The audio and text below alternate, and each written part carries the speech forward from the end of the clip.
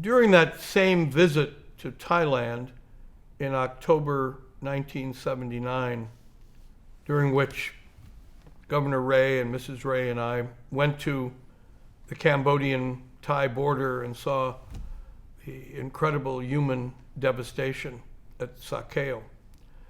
We also, subsequently on that visit, went to a refugee camp called Nong Kahi.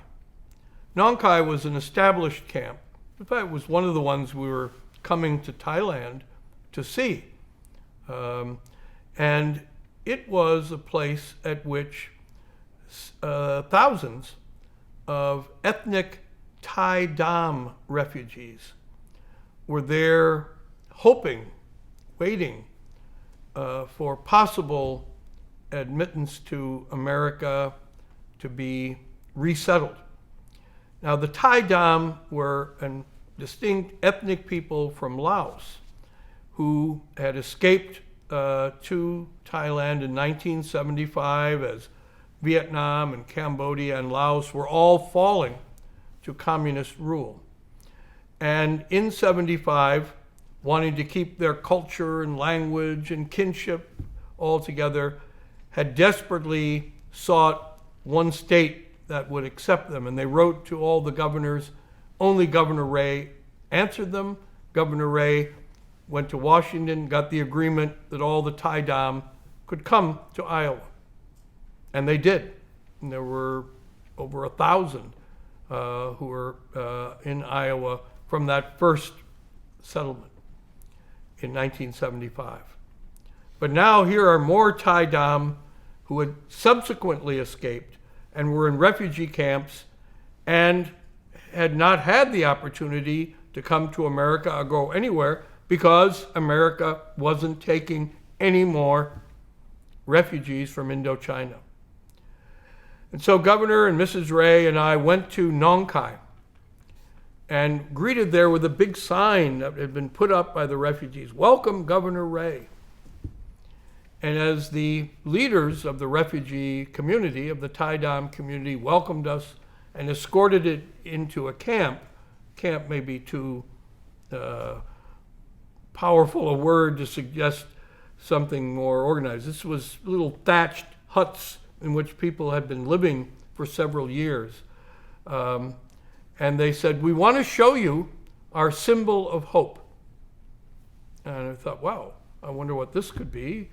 Perhaps some type of religious artifact or something that would come from their tradition, from their culture. Perhaps it's a wood carving, who knows?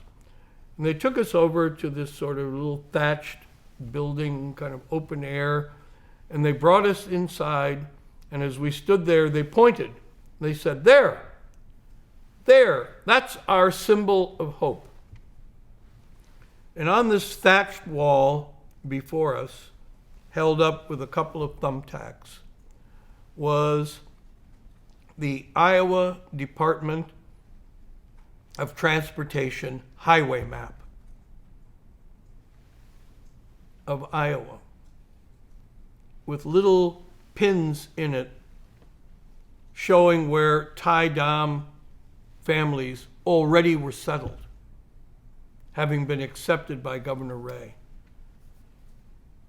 And they said, our hope is that we can go to Iowa and we can join our relatives and be part of the Tai Dam culture, which you have welcomed there.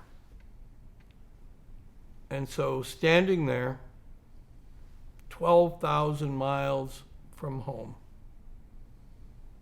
I realized that Governor Ray, through his incredible humanitarian leadership, of which I was so proud to be playing a part, Governor Ray had made the shape of our state a symbol of hope to people who were different from him, from us, in every way possible. From the color of their skin, to the God that they worshiped, to the language they spoke, to the culture from which they came. And yet Governor Ray had, because of his deep moral belief that he had an obligation to fellow human beings who were suffering, who were in need of help, who just wanted a hand of help, of relief.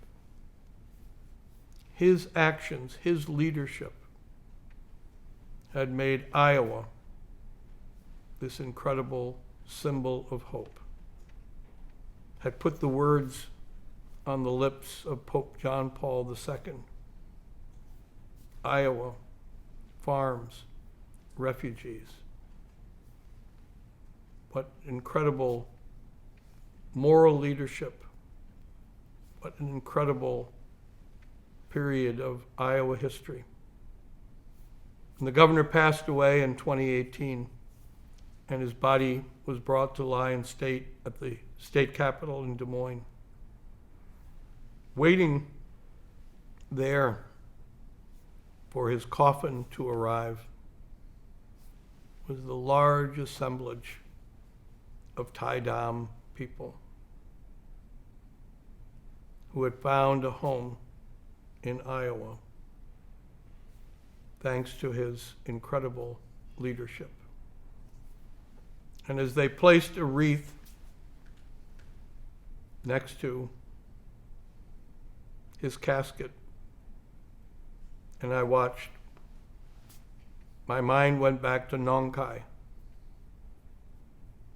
and that symbol of hope that Governor Ray had provided,